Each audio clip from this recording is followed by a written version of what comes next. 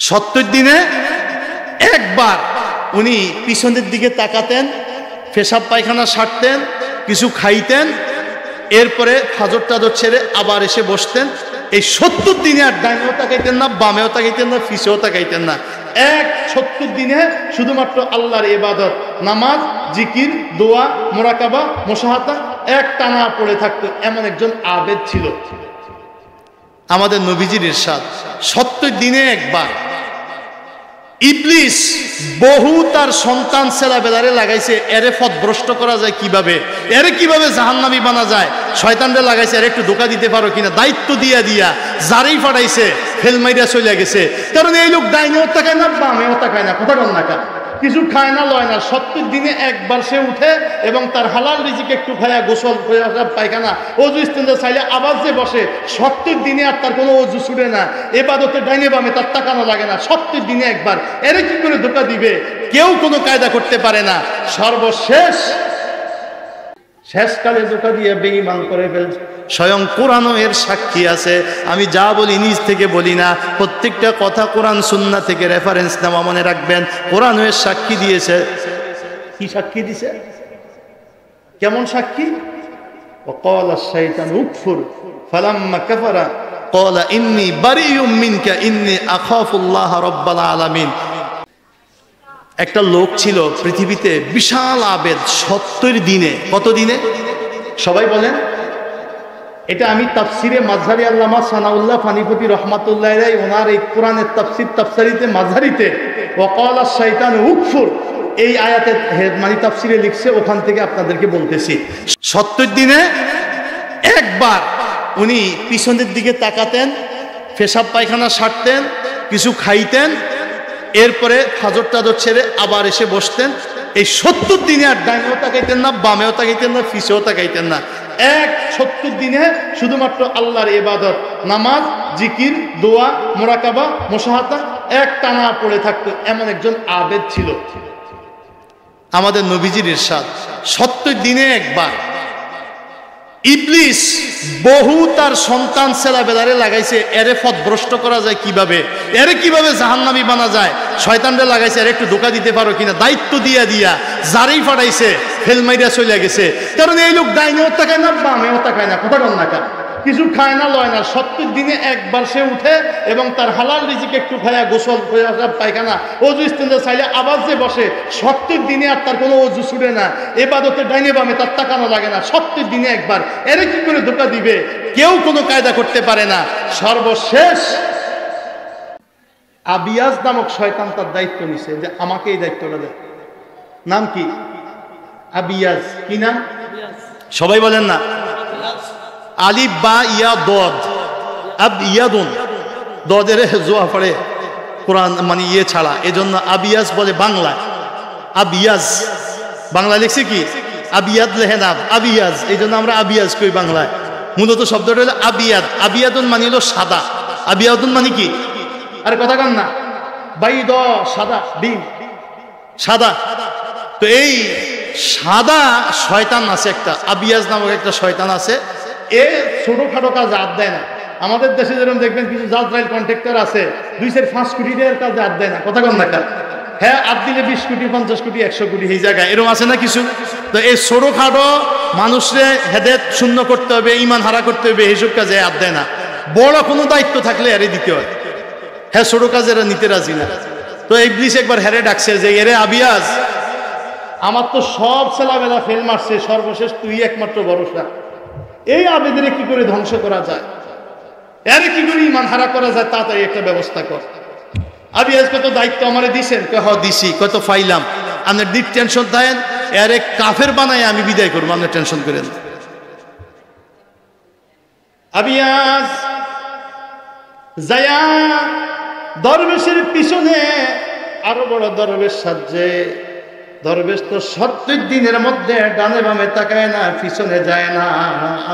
আবিয়াজ এমন ভাবে তার ডান পাশে দেয়া, একটু পিছনে ডান পাশে দেয়া আসন গাইরা মুরাকাবায় বসছে। এমন দরবেশ হইয়া বইছে, 70 দিন পরে যেদিন দরবেশ উঠে ওই দিন তাকে দেখে ডান পাশে আমার চাইতে বড় আরেক দরবেশ ইবাদতে আছে। এই লোকটা, আমি তো 70 দিনই উঠি, ওই 70 75 গেলেও হ্যাঁ উঠে না, তাইলে বোঝা যায় আমার চাইতে বড় দরবেশ। আবিয়াজ লক্ষ্য করে 70 দিনের দিন আমি যেদিন উঠি সেদিন দেখি আরেক বেটা মুরাকাবায় বসা, হ্যাঁ খবর নাই। তখন সে চিন্তা করে, আচ্ছা এই লোকটা কেডা? তো হ্যাঁ ফাঁকে ফাঁকে তাকায়, দেখে যে আমি তাকাই 70 দিনের মধ্যে একবারে তাকাইতাম আগে, এখন তাকাই দিয়ে এই লোক তো 70 দিন ভালো, 75 দিন 80 দিনে উঠে না, এত আমার চাইতে বড় আবেদ। একদিন আবিয়াজ এই ধ্যান ভঙ্গ করে ওরে ধৈর্য কয়, ভাই তুই তো আমার চাইতে বড় আবেদ, তুই তো আমার চাইতে বড় আল্লাহওয়ালা। আচ্ছা বলতো, আমি যে স্তরে আছি তার চাইতে উপরে যাইতে হইলে আমাকে কি করে তোর মতো আরো উপরে যাওয়া যাবে, তোর মতো আরো বড় অলি হওয়া যাবে বলতো? যত ডিগ্রিওয়ালা দেখবেন হ্যার ডিগ্রি আরো দরকার, কথা কোন ঢাকা। হাসপাতাল 2টা বানাইলে হ্যার আরেকটা দরকার, মাদ্রাসা 5টা বানাইলে হ্যার আরেকটা দরকার, কথা কোন ঢাকা। যে যেটা নেশা, তো আবেদের তো ইবাদতের নেশা, হ্যাঁ তো 70 দিনে একবার, এখন এরে বলতেছে যে এর চাইতে বড় দেখতেছি, তাহলে তোর মতো কি করে হওয়া যাবে? ও কয়, শোনো, আমার চাইতেও বড় হইতে পারবে তুমি, একটা ফর্মুলা আমার কাছে আছে, আমি বহু মানুষকে এই ফর্মুলা দিয়া একেবারে আল্লাহর মুকাররব কইরা দিছি, নিকুটশীল কইরা দিছি। তুই কয় যত, সেটা কি? সেটা হলো মানব সেবা। সেটা কি? আরে কথা কন না, মানব সেবা, মানুষের সেবা করা। কয় ভাই আমার সাথে তো মানুষের সম্পর্ক নাই, মানুষ আসলো সে আমাকে পায় না, আমি আমার মতো থাকি, যার কারণে আমি মানুষ সেবা কি করে করব? আমার তো টাকা পয়সা নাই যে দান সদকা করবো, হাসপাতাল মাদ্রাসা করব, আমি মানব সেবা কি করে করব? শুন, এই দোয়া ফইলা ফু দিবি, মৃগী রুগী ভালো হয়ে যাব। এই দোয়া ফইলা ফু দিবি, চোখের রুগী ভালো হয়ে যাব। এই দোয়া ফইলা ফু দিবি, পেটে ব্যথা ভালো হয়ে যাব। এই দোয়া ফইলা ফু দিবি, মাথা ব্যথা ভালো হয়ে যাব। শিখায় কে? ইবলিস। শিখায় কে? ইবলিসের বংশধর আবিয়াজ নামক শয়তান। শয়তানের দোয়া শিখিয়ে দিতে আছে, এই দোয়া শিখে দেয় পেটে ব্যথা ভালো, এই দোয়া ফইলা ফু দিলে মাথা ব্যথা ভালো। এই যেরকম তুমি মানব সেবা করবে না, মানুষের সেবায় বেশি আগানো যায়। উনি কে আচ্ছা যাক, টিয়া পয়সা খরচ করা ছাড়াও তো একটা রাস্তা পাইছি। এখন ওই যারা জানে যে অমুক জায়গায় একটা আবেদ মাঝে মধ্যে দোয়া নিতে আসে, আর জানে উনি 70 দিন পর একবার উঠে, ওই 70 দিন একবার পর একবার উঠে, এবার হুজুরে নিজে কয়, তোর কি সমস্যা?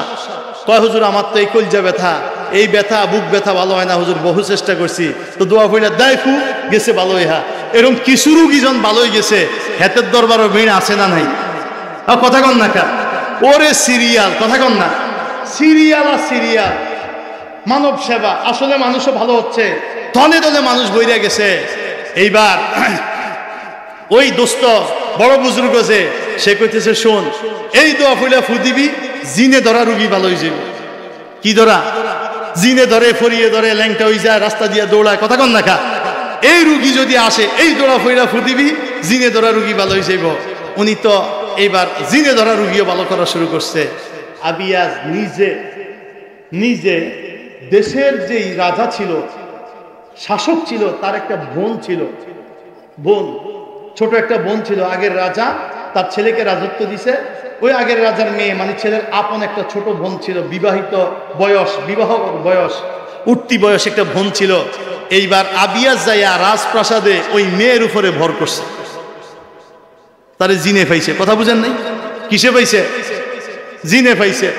এখন এই হুজুর আইনা কতক্ষণ ফু দেয়, জিন সইরা থাকে, আবার যখন মানে ওই হুজুর চলে যায়, উনি এইসব ভর করে। বাদশাহ অস্থির, বাদশাহ কি অস্থির, কি করে রে সুস্থ করা যায়? আপন বোন, বাদশার বোন যদি ল্যাংটা হইয়া বাইর হয়ে যায় বাসার থেকে, ইজ্জত থাকে? কথা কন না কা, একেবারে মারাত্মক পাগল হয়ে গেছে বাদশাহ, যে বোনের কি করে চিকিৎসা করা যায়। খুঁজতে খুঁজতে পাইছে, ওই দরবেশের কাছে যদি যাওয়া যায় তাহলে এই জিনে ধরা রুগী ভালো হয়। এবার বাদশাহ তার আপন বোন লইয়া বাদশাহ ওই দরবেশের কাছে গেছে। এদিকে ওই জিনে ধরা রুগী লইয়া তো বাদশাহ আইতেছে, এই ইবলিস আবার আইসা সুফি সাজ্জা দরবেশটা কইতেছে, শুনো আজকে তো তোমার মহাকাজ হয়েছে, তোমার তো বিশ্বব্যাপী খেদমত ছড়াইয়া যাবে। কয় কেমনে? আজকে স্বয়ং বাদশাহ তোমার কাছে আইতেছে, বাদশার বোন নিয়ে আইতেছে। তবে মনে রাখবা এটা কিন্তু জটিল রোগী, ওই ফুফাতে কাম হইব না। তাহলে কি করতে হইব? তুমি কইবা যে আমার এখানে 1 সপ্তাহ রাইখা যেতে হবে, 7 দিন আমার খানকায় কি করতে হইবে? রাইখা যেতে হবে। আমি এই 7 দিন ধইরা তেল পানি ফুটু ধারাবাহিক দিয়া 7 দিন চিকিৎসা করলে ভালো হয়ে যাবে, 7 দিন পরে আপনি এসে নিয়ে যাবেন। আর এই 7 দিনে কি চিকিৎসা করবা এটা আমি তোমার পরে ডেলি শিখাই দিতে আছি, আমি তো আছি তোমার লগে, এটা পরে শিখাই দিতে আছি। তুমি মোটামুটি 7 দিন রাইখা যাইতে কইবা। আল্লাহর কোরআনের তাফসিরে ঘটনাটা লিখছে আয়াতের প্রেক্ষাপটে। এখন ওই বাদশা তো আসছে, মেয়ে বোন লইয়া বিপদে পড়ছে, আর দরবেশ সাহেব যেভাবে শিখাইছে, বড় দরবেশে যেভাবে শিখাইছে, এই দরবেশও এইভাবে বলছে 7 দিন রাখতে হবে, 7 দিন চিকিৎসা চললে ভালো হয়ে যাবে, আপনার বোন মারাত্মক রোগী। তো বাদশা চিন্তা করছে ভালো হওয়া দরকার, আর আবেদ মানুষ, অলি মানুষ, কথা বুঝেন নাই, এর রাখলে কোনো সমস্যা নাই। হিসাব নিকাশ করে দেখছে এত বড় লোক দিয়ে খেয়ানত হবে না, তো হুজুরের কাছে রাখিয়া গেছে 7 দিনের জন্য। 7 দিনের জন্য রাখছে। লোক তো আবেদ এবাদত করে, ইবলিস আয়া কতক্ষণ পরে কেটা ফুলা ফু দেয়, তো ফু দেয়, আবার ধরে পাগলামি করে, আবার ফু দেয়। এরম করতে করতে করতে করতে রাত্রিবেলায় আবিয়াজ ওই মেয়েটার উপরে এমনভাবে ভর করলো, ভর করে তার শরীরের পোশাক টোশাক খুলে সে হাউমাউ করতেছে এই ইবাদতখানার ভিতরে উলঙ্গ অবস্থায়। মানুষ তো আল্লাহ যেখানে বলছে নারী দেখলেই চোখ নিচের দিকে রাখবা, বলছে কে? মুখ বন্ধ করবে কথা বলে নাই, হাত দিয়ে ধরিবা না কথা বলে নাই। আল্লাহ কোরআনে বলে নাই জিনা করিও না, বলছে ওয়ালা তাকরাবু জিনা, জিনার নিকটবর্তী হইও না, কারণ নিকটবর্তী হয়ে গেলে তোমার বিবেক কাজ করবে না, তোমার ওই সময় কোরআন হাদিস কাজ করবে না, তুমি অপকর্মে জড়াইয়াই যাইবা, নিকটেই যাবা না। এই নিকটে যাওয়ার প্রথম ধাপ হইল চোখ। চোখের নজরে ভালো লাগলেই আস্তে আস্তে বাকি অঙ্গ প্রত্যঙ্গ, বাকি সম্পর্ক, বাকি সব তৈরি হয়। আমার কথা কি বুঝে আসছে? এজন্য কোরআন কি বলছে? প্রথমেই দেখা মাত্রই চোখকে কোন দিকে রাখতে হবে? দুনিয়ার কোন নারী যদি তোমার চোখে সুন্দর মনে হয়, অথবা কোন নারীর চোখে কোন পুরুষকে সুন্দর মনে হয়, আল্লাহ রসুল বলছে সাথে সাথে চোখের দৃষ্টিটা ফিরে আনিয়ে বলবা, রব এই দৃষ্টির কারণে আমার চোখে আগুনের সীসা ঢেলে দিয়ে আমার চোখ কিয়ামতের দিন অন্ধ করে দিবে, হাসুরের দিন আমারে অন্ধ হয়ে উঠতে হবে, চোখে গরম সীসা ঢেলে দেবে, চোখ পুড়বে, সীসা দিয়ে অন্ধ বানাইয়া দিবে। এই কথা স্মরণ কইরা, আল্লাহকে ভয় কইরা বেগানা নারীর থেকে দৃষ্টিকে ফিরে রাখো। মনে রাখবা, যখন প্রথম দৃষ্টি কোনো বেগানা নারীর দিকে তোমার পড়ে, অথবা কোনো নারী প্রথম দৃষ্টিটা বেগানা কোনো পুরুষের দিকে পড়ছে, পড়ার পরে ভালো লাগছে, চোখ আবার তাকাইবে, মনটা আবার তাকাইতে মন চাইছে, এমন সময় যদি তুমি আল্লাহকে ভয় করে চোখটা ফিরে রাখো, আল্লাহ পাক তোমাকে তোমার অন্তরে ঈমানের স্বাদ দান করবে। এমিয়া কুমিল্লার রসমালাই স্বাদ আছে না নাই? আর জোরে কন্যা, মিষ্টি স্বাদ আছে না নাই? কথা কয় না। মিষ্টি স্বাদ যে জীবনে খায় নাই, তারে আপনি একটু মিষ্টি কেরম স্বাদ বুঝান দেখি। রসমালাই ধরেন আমি জীবনে খাই নাই, আপনি আমার একটু বুঝান যে রসমালাই কেরম স্বাদ। ওই যে বলছি, একজন 5 ওয়াক্ত নামাজি যে ইমানের নামাজের স্বাদ অন্তরে পাইছে, তারে যদি বলেন 1 কোটি টাকা দেব নামাজ আর পড়িও না, সে বলবে তোর কোটি টাকা তুই রাখ, আমার কাছে নামাজ বড় প্রিয়, নামাজ বড় স্বাদের জিনিস, ঠিক না বেঠি?